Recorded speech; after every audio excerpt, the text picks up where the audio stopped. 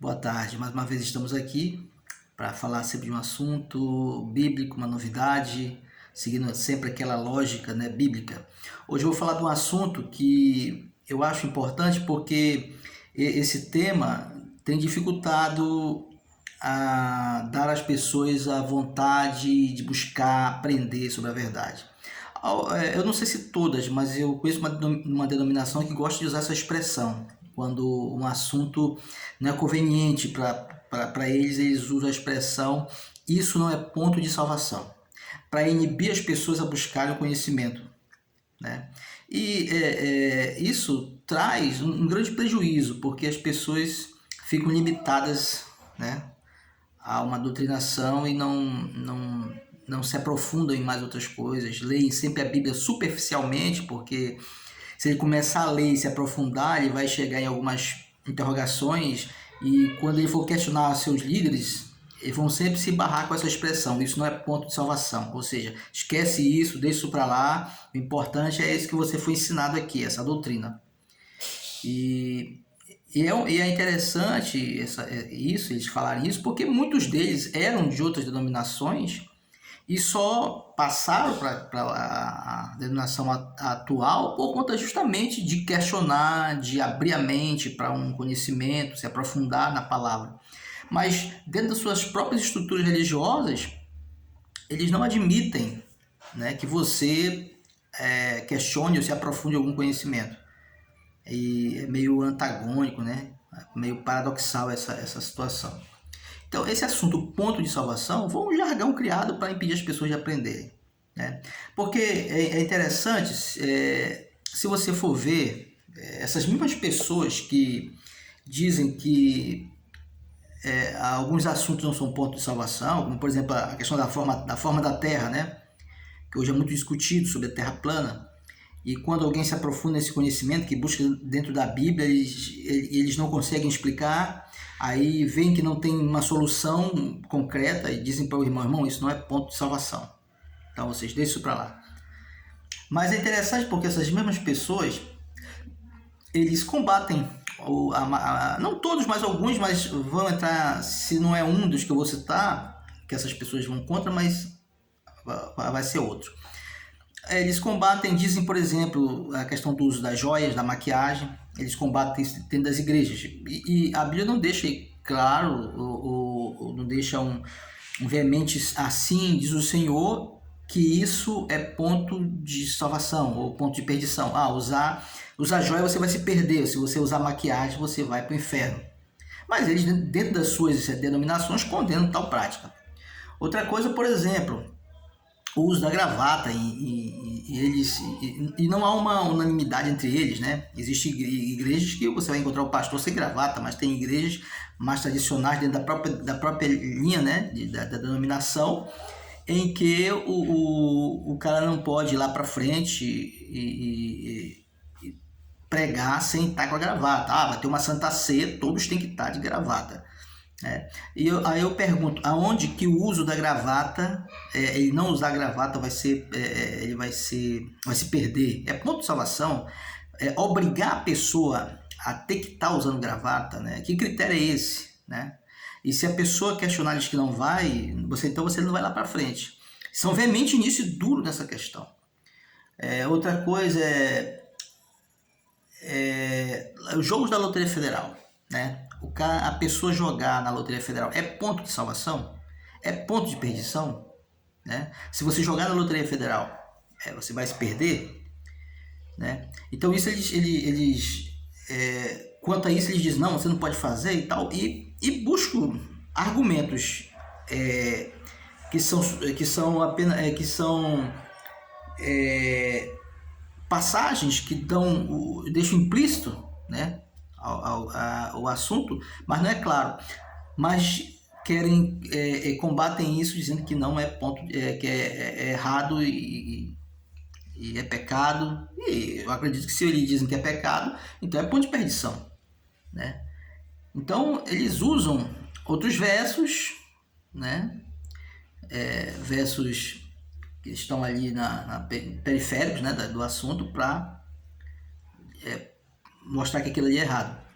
Outra coisa por exemplo, torcer por time de futebol. Muitos deles, desses pastores aí que condenam alguns assuntos dizendo que não é ponto de salvação, torcem por time de futebol, né? Eu pergunto, não o ponto de salvação, né? No caso, torcer por um time, sabe? Se você vai torcer por um time de futebol, né?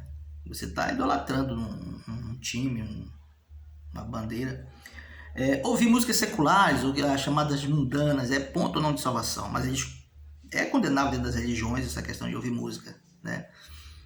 E os argumentos em cima disso aí que eles vão usar sobre essa questão vão falar sobre o mundanismo, a idolatria, o engano e tanta coisa, né?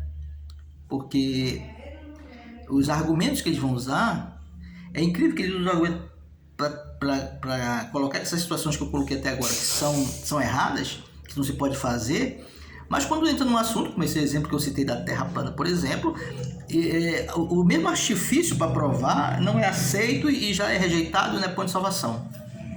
Mas para os outros assuntos não, eles são categóricos, né, em afirmar isso aí. Ainda em outros exemplos, né, casar com pessoas fora da fé, ponto de salvação, perdição. Sexo antes do casamento é ponto de perdição, ponto de salvação, né? Então, há muitas coisas que eles colocam como ponto de salvação e rejeitam outros porque não convém, né?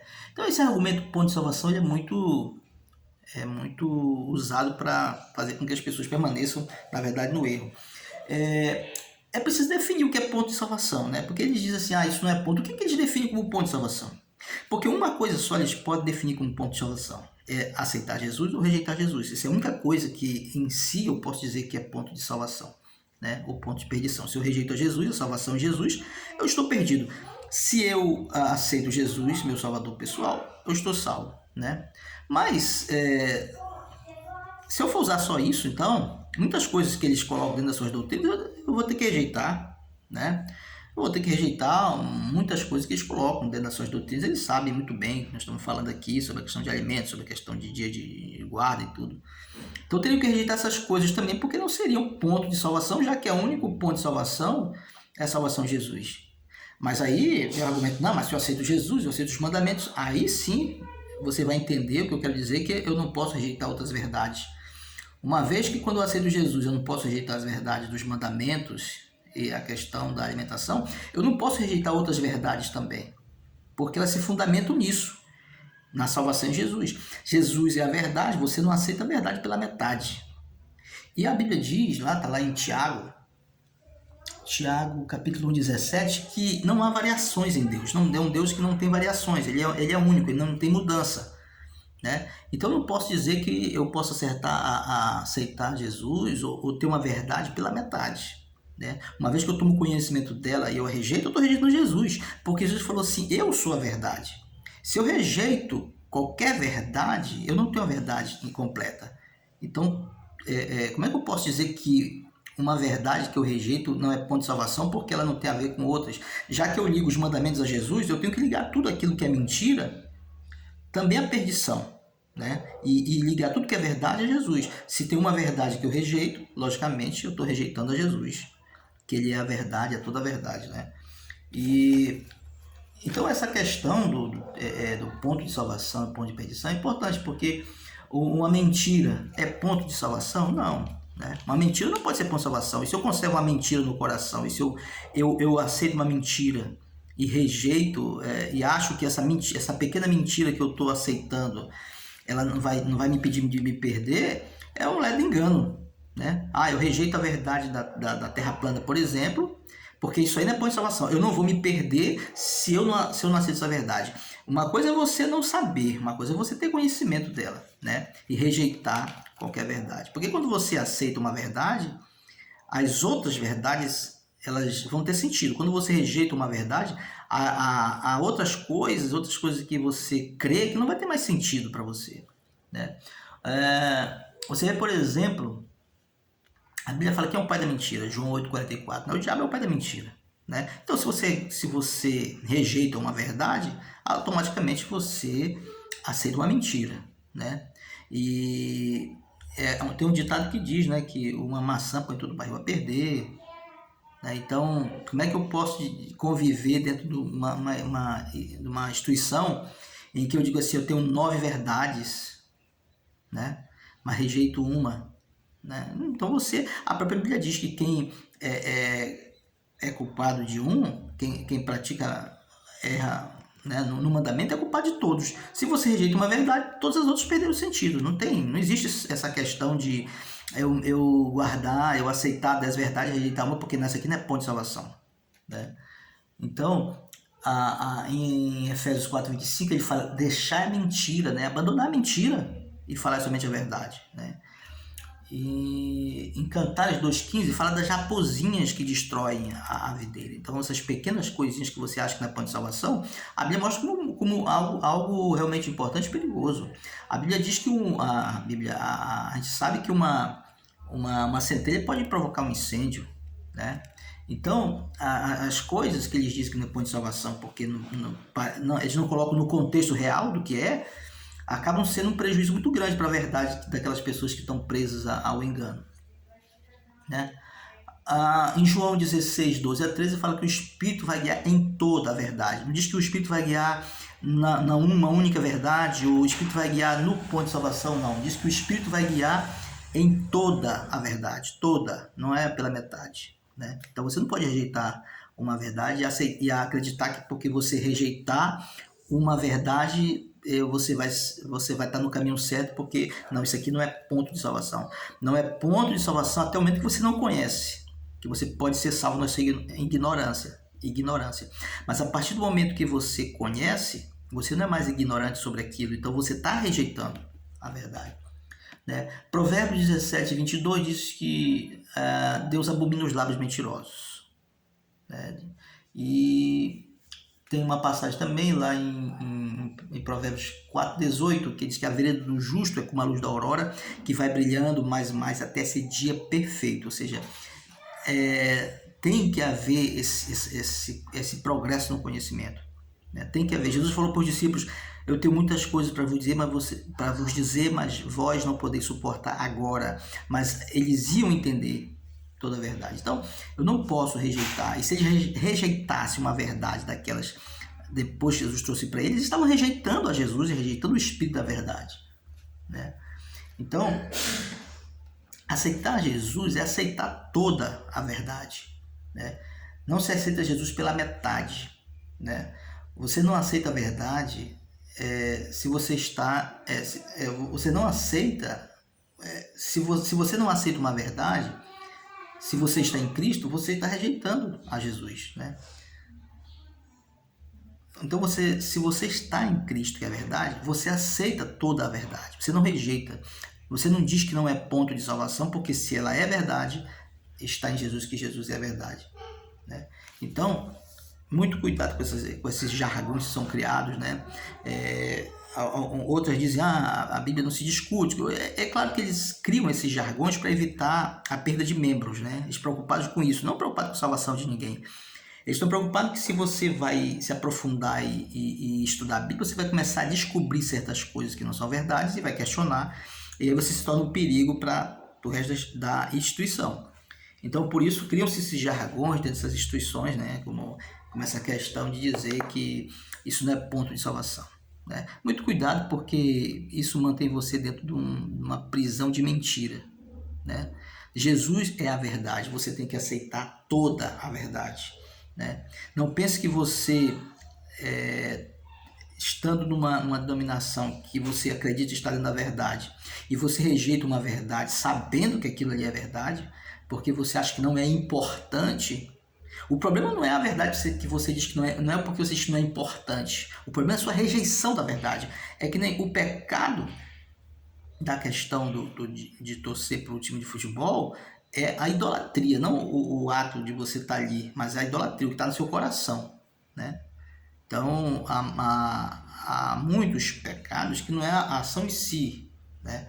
Mas a idolatria do coração, como diz Ezequiel, do Deus no coração. Então, se você sabe que é verdade e você não aceita, rejeita, você está negando a própria verdade, né? Então, você acaba ficando preso àquele sistema e não consegue encontrar um avanço, a sua luz da aurora, o seu sol não nasce.